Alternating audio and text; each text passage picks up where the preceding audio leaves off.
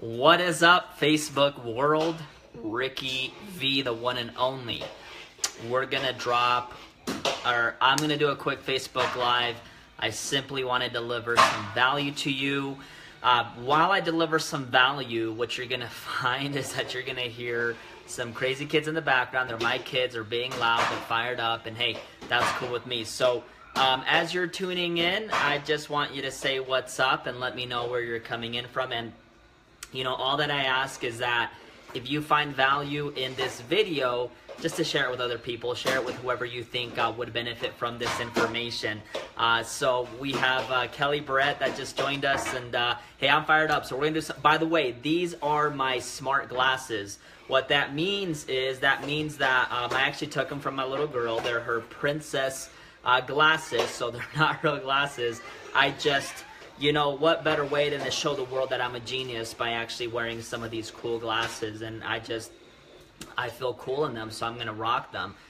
Drop a comment below. Let me know where you're watching this Facebook Live from. And hey, thanks so much for tuning in, forever who's tuned in so far. And again, for those that see or hear or watch some value tonight or today, this afternoon, if you find value in it, just share it. That's all I ask. I think people will get a lot from it. But okay, so just a couple of things two things that I want to just kind of touch on that I just thought about today on my morning jog. And Angelica, thanks so much. These are my smart glasses, and hey, these are the real smart glasses because they come with no lenses. What's up, D? What's up, Corinna, Connecticut? What's up, Holly? And hey guys, thanks for tuning in so much. If you find value in this video, please share it. Okay, so the first thing is this. I was listening to Brian Tracy as I was running, and I always listen to Brian Tracy when I need to get back into my game of not just so much staying in my zone, but really making sure that I'm tracking every minute of every single day to make sure that I'm taking advantage. You know, they always say that time management is life management, and all time management is just discipline. You know, one of the most important questions that you can ask yourself when you're doing something is this the most important thing that I could be doing right now to better my future? And if the answer is no, drop what you're doing. And that's the reality. You know, I think a lot of us know that. We get on Facebook and we waste a lot of time, or we go out and we say we're going to prospect people and we end up not prospecting people. So it's those little things that I want to kind of touch on. And thank you so much, Corinna, for the compliment. Sorry, I was just getting a call from one of my friends in the UK. Iris, what's up, girl? Lizzie, Bonnie, the one and only from the UK.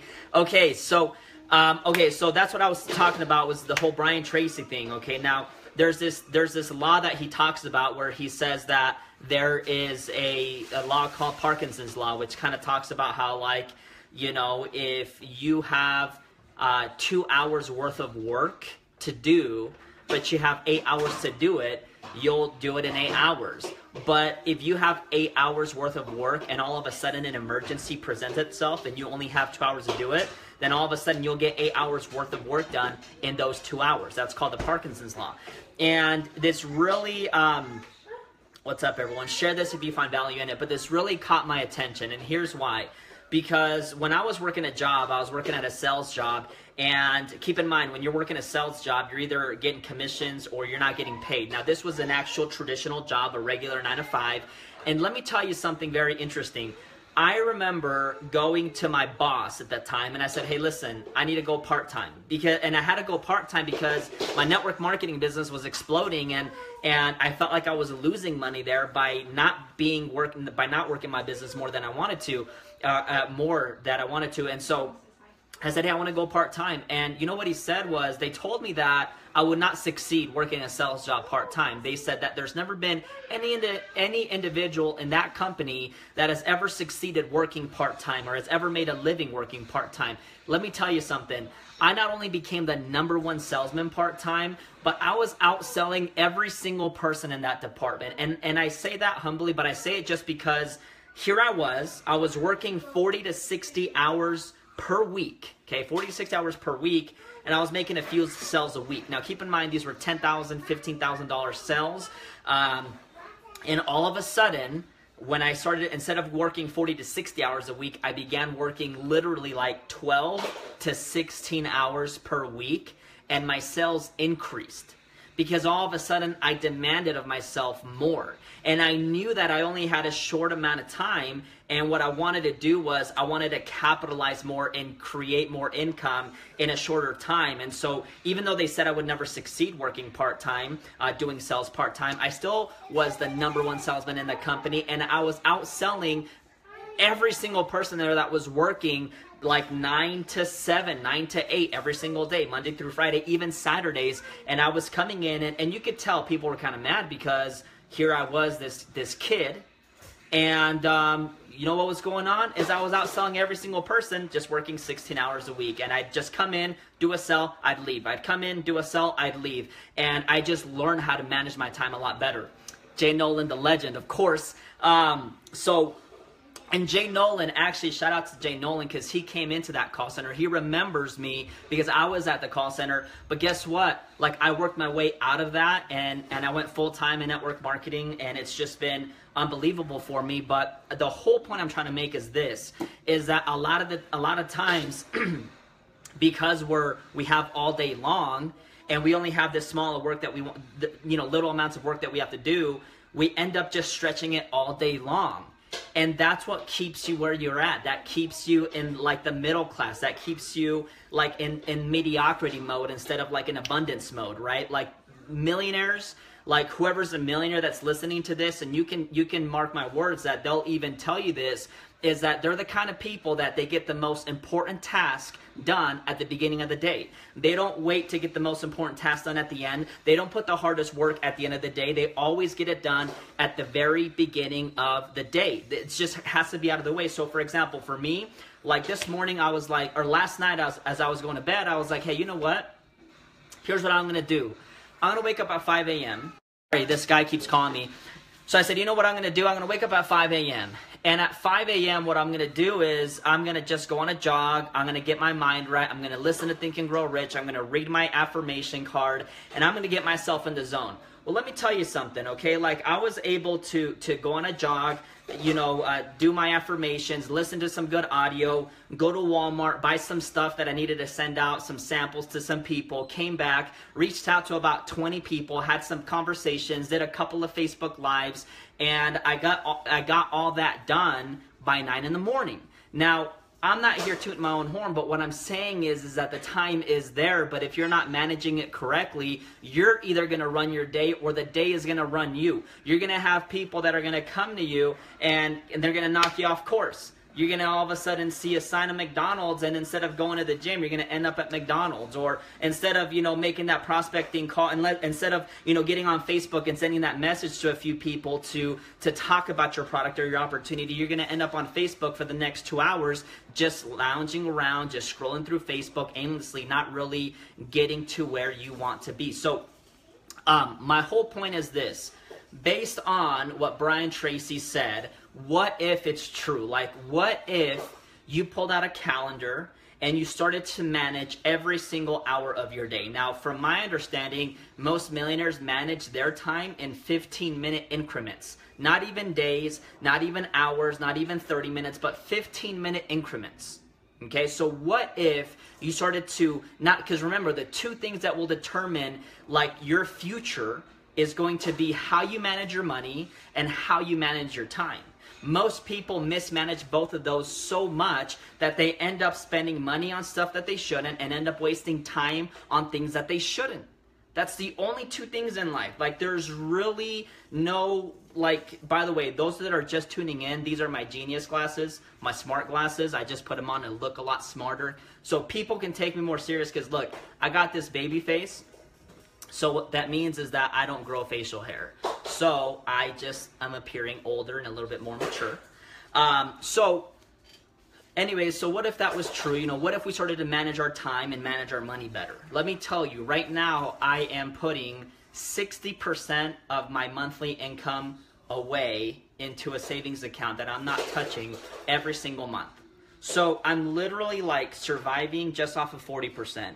Now, I could spend the rest of it, and I could go and spend a lot of money on everything that I wanted and stuff, but, like, it's just not the right time for me right now. Like, there's certain things that I'm trying to do so that 5 years from now, like, I'm living a life that most people never get to, and if they do, it's maybe year 40, 50, or 60. Like, I'm trying to get there when I'm 31 or when I'm 32, right? And so anyway, so what if that was true? So my challenge is to go out there and just pull out a calendar and start writing down every single thing that you're doing every single hour, and start writing down the money that you're spending and the things that you're spending them on every single day, and look back in 7 days from now and you're gonna see, wow, I'm wasting time on this, I'm wasting money on this, right? Like, let me tell you what I was like using a lot of my money on. Every single day, I'd take my kids to the store and we'd buy, well, I'd buy them whatever they wanted to, because I'm very, like, I have a soft heart for my kids. And so if they said, hey, I want this, boom, you got it. Hey, I want this, boom, you got it. Like, I was just, and I would look back and I was like, geez, I could pay a mortgage with this every month.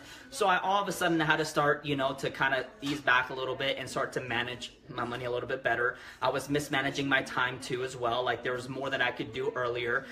You know, what I like to do is I like to get things done by 9 in the morning, so the rest of the day is a lot easier for me. So you think it's easier to put the hardest thing at the end of the day, but it ends up becoming easier if you get the hardest thing done at the beginning of the day. So anyways, that's enough about time management. So my whole goal to you is acknowledge that, right? Like, if all of a sudden you said, like, hey, this is my network marketing goal, and I want to go out there and I want to hit a 6-figure income, and I want to do it in the next 12 months. But all of a sudden something happened and someone came to you and said, hey, you know what?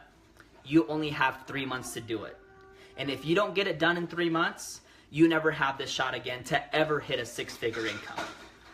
What would your urgency be like? What would your posture be like? How would you work differently? How would you manage your time differently? You'd probably be so focused on what you're doing that you'd probably break a 6-figure income in 2 months in.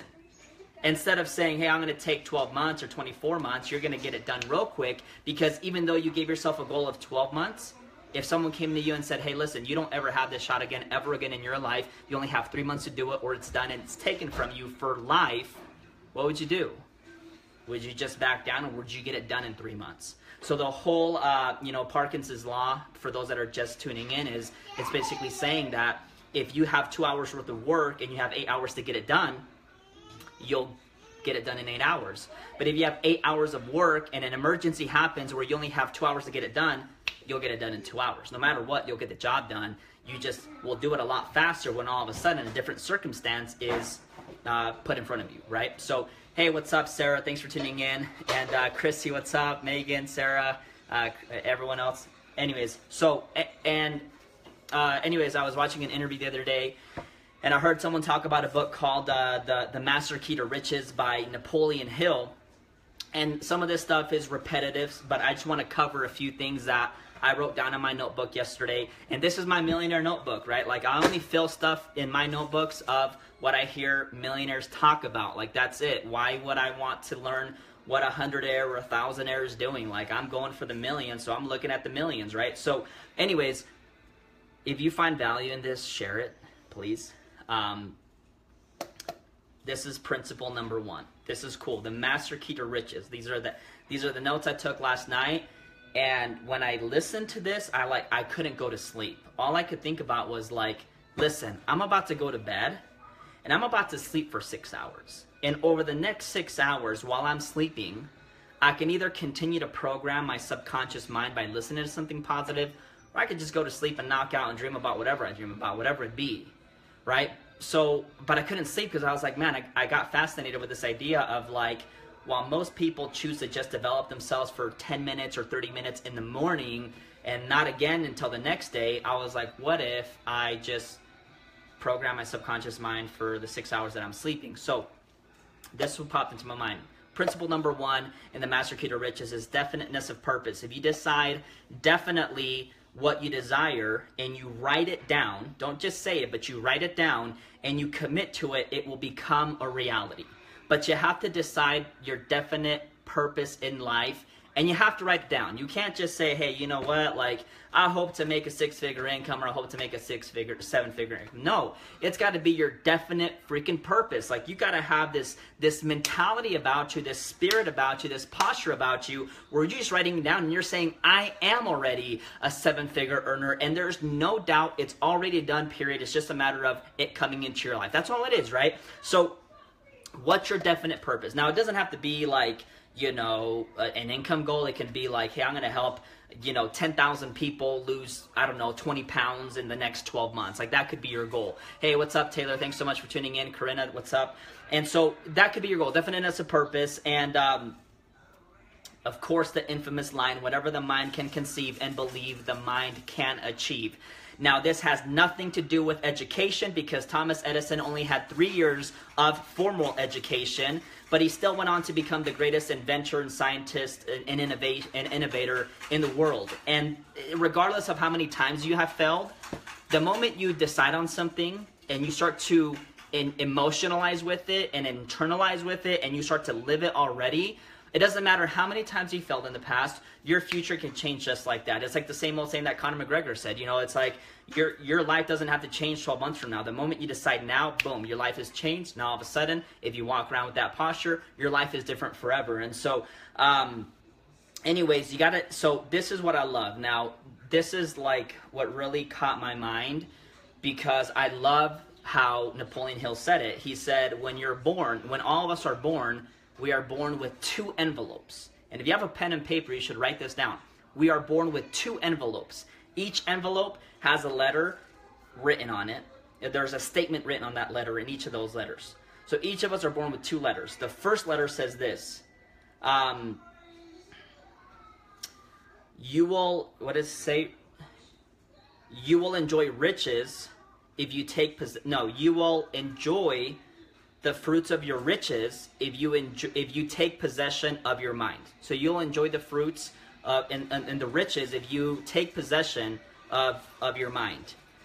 Now also, vice versa, the second envelope says you will pay penalties if you neglect to take possession of your time. Right? So in other words, like, you will be filled with abundance and riches and happiness and all the things that you want if and only if you take possession of your mind. But the second promise is that you will be filled with, you'll have to pay penalties, like in terms of bad health, bad finances, bad friendships, if you neglect to take possession of your mind. So you can either choose to take possession of your mind or neglect it. Either or, there's going to be an outcome, and it's up to you. And that's the gift of life. That's the gift of life. The gift of life is that because we're not a tree, because we're not a bird, we can change our course of our life forever today if you choose to, regardless of what happened yesterday. And that's the most interesting thing, is that we tend to think so much about yesterday, when any failure or even any success that happened yesterday doesn't matter anymore. So many people cling on to their past failures, and because of that, they can't move forward. But at the same time, even successful people cling so much onto their past successes that they don't go out and create new ones. Always strive to create new successes in your life by constantly taking possession of your mind, by directing it to the desires that you want to achieve in your life. And that to me is the breakthrough. And so anyways, so Napoleon Hill said to get a notebook, and on the first page, there's 4 things that you want to do. On the first page, you want to write down your definiteness of purpose. On the second page, you want to write down what you intend to give for that. And the third thing is that you want to memorize that statement. And the fourth thing is the most important one. You want to repeat that statement with emotion at least 12 times a day. Not you don't want to wake up and, just read an affirmation and say, oh, I'm happy and grateful for this. No, you want to wake up, seriously, the first thing I do when I wake up is I wake up. Most people don't even do that. Most people just open their eyes and they go back to sleep. When you wake up, man, you got to wake up. You got to get up out of bed, and you got to be excited to tackle another day, because you're given another day to go change your life, right? And so repeat your affirmation with emotion at least 12 times a day. Now, I remember Bob Proctor saying that you should, if you want to change the neurons in your brain, because you can train your brain differently, you have to repeat a statement at least 1,000 times a day for at least 100 days to start to change a new belief. Remember, a belief is just a statement and an image that you continue to see and repeat over and over and over again until one day you believe it. So even if you tell yourself a lie, one day it becomes true. So anyways, if you find value in this, all I ask is that you share it, because I'm fired up about my future and all the great things happening right now. So if you find value in it, drop a comment below and share this with your friends and family and networks. And anyways, with that, everyone have a happy Wednesday. Ricky V, out.